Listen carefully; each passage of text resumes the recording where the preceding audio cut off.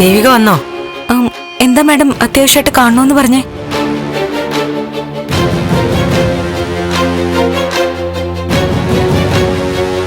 ദേവിക തിരക്കിലായിരുന്നോ? അല്ല മാഡം, പറയേ, എന്താ കാര്യം? നിങ്ങളുടെ കുടുംബകാര്യം തന്നെയാ. മനസ്സിലായില്ല. ഞാനിന്ന് നന്ദനെ കണ്ടിരുന്നു. എന്നിട്ട്?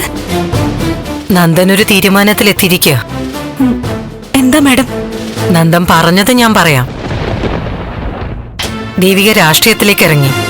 ദേവികയ്ക്ക് സ്വന്തമായിട്ട് തീരുമാനങ്ങളുണ്ട്. ദേവിക മന്ത്രിയോ ചിലപ്പോ ഭാവിയിൽ മുഖ്യമന്ത്രി വരെ ആയിക്കോ. കുടുംബജീവിതം ദേവികയ്ക്ക് ഒരു ബാധ്യതയാവും. ഭർത്താവും വീട്ടുകാരും ഒരു ബുദ്ധിമുട്ടാവും. അതുകൊണ്ട് ദേവികയ്ക്ക് വേണ്ടി, ദേവിയുടെ സന്തോഷത്തിന് വേണ്ടി നന്ദൻ ഒരു തീരുമാനം എടുത്തു. നന്ദൻ ദേവികയുമായി പിരിയുന്നു, നിയമപരമായി തന്നെ.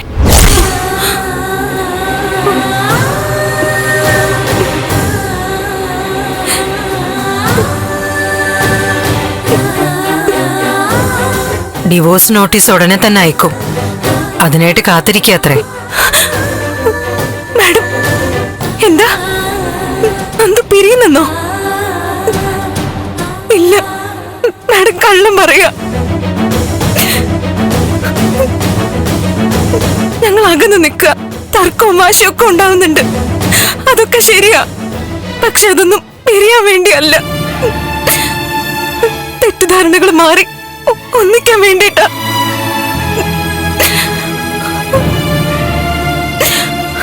ഋഷി എനിക്ക് സഹോദരനാണെന്നുള്ളത് നന്ദു എന്നെങ്കിലും താനെ മനസ്സിലാക്കുമെന്ന് വിചാരിച്ച ഞാൻ കഴിയുന്ന. ഞാൻ പറയാതെ തന്നെ നന്ദുവിന്റെ തെറ്റിദ്ധാരണകൾ മാറണമെന്നും എന്നെ ചേർത്ത് നിർത്തണമെന്നും ആഗ്രഹിച്ചിട്ടാ. അല്ല, ഉറപ്പിച്ചിട്ടാ ഞാൻ കഴിയുന്ന. എനിക്കറിയാം. പക്ഷെ നന്ദൻ പറഞ്ഞത് ദേവികയുടെ ഭാവിക്ക് വേണ്ടിയിട്ടാ പിരിയുന്നെന്നാ. രാഷ്ട്രീയത്തിൽ ദേവികയ്ക്ക് കിട്ടാൻ പോകുന്ന നേട്ടങ്ങൾ നന്ദനായിട്ട് കളയാൻ പാടില്ലെന്നാ. എന്ത് ഭാവിയോ? നന്ദു കൂടെ ഇല്ലാതെ എനിക്ക് എന്ത് ഭാവി ഉണ്ടായിട്ട് എന്തിനാ? തെരഞ്ഞെടുപ്പിൽ മത്സരിക്കുന്നതും സത്യത്തിൽ നന്ദുവിനൊരു അഭിമാനം കിട്ടാനാ. ഇപ്പോഴത്തെ ദേഷ്യമൊക്കെ മാറുമ്പോ എന്റെ പദവിയില് നന്ദു സന്തോഷിക്കുന്ന പ്രതീക്ഷ തന്നെയാ ഞാൻ ഈ മത്സരത്തിൽ നിൽക്കുന്ന.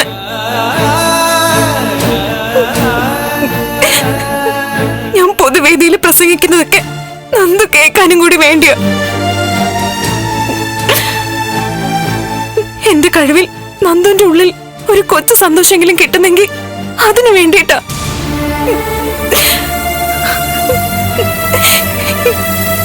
എനിക്കറിയാം നന്ദു അത് കേട്ടിട്ടുണ്ടാവും, സന്തോഷിച്ചിട്ടുണ്ടാവും.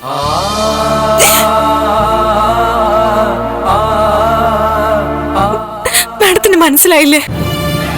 നന്ദുവിന് എപ്പോഴും എന്നോട് സ്നേഹം മാത്രമേ ഉള്ളൂന്ന്. അതുകൊണ്ടല്ലേ എന്റെ നല്ല ഭാവിക്ക് വേണ്ടിയാ നന്ദു മാറി തരുന്നു പറഞ്ഞ്. വെറുത്തിട്ടാണെങ്കിൽ എന്നെ കരയിക്കാൻ വേണ്ടിയ വിവാഹമോചനം എന്നല്ലേ പറയാ. അല്ല, ദേവിക എന്ത് ചെയ്യാൻ പോവാ? ഞാൻ നന്ദുവിനെ കാണും, എന്നിട്ട് പറയും ഡിവോഴ്സ് നോട്ടീസ് അയക്കേണ്ട, പകരം എന്റെ കഴുത്തിലെ താലി അങ്ങ് പൊട്ടിച്ചെടുത്തോളെ.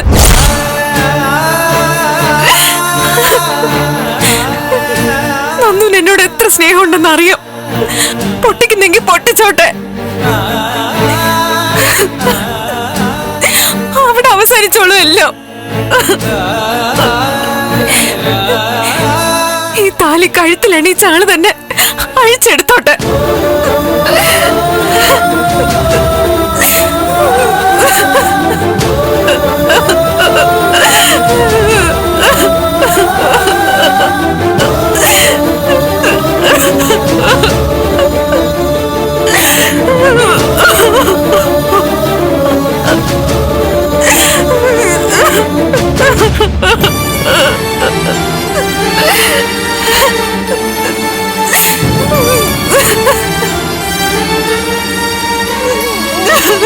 ദേവി,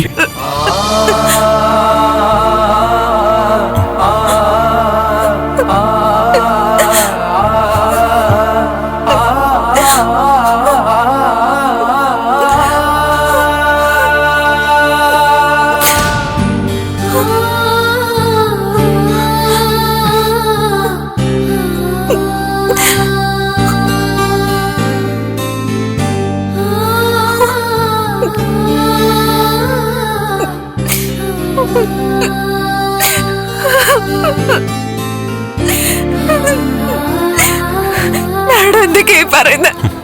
പിരിയണോ നമ്മൾ തമ്മില്? എന്നെ വേണ്ടെന്ന് പറഞ്ഞോ നന്ദു? അങ്ങനെ ജീവിക്കാൻ പറ്റുമോ നന്ദുവിന്?